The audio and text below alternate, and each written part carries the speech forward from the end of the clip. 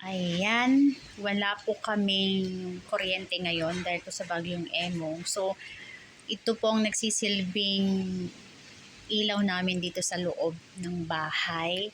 Isa po siyang speaker, binili po namin sa Chongsan.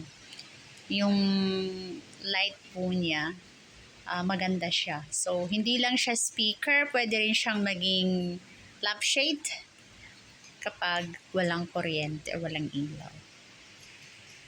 Ayan, wala po kaming kuryente ngayon dahil po sa bagyong Emong. So, ito po ang nagsisilbing ilaw namin dito sa loob ng bahay.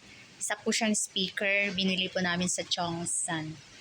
Yung light po niya, maganda siya. So, hindi lang siya speaker, pwede rin siyang maging lampshade kapag walang kuryente o walang ilaw.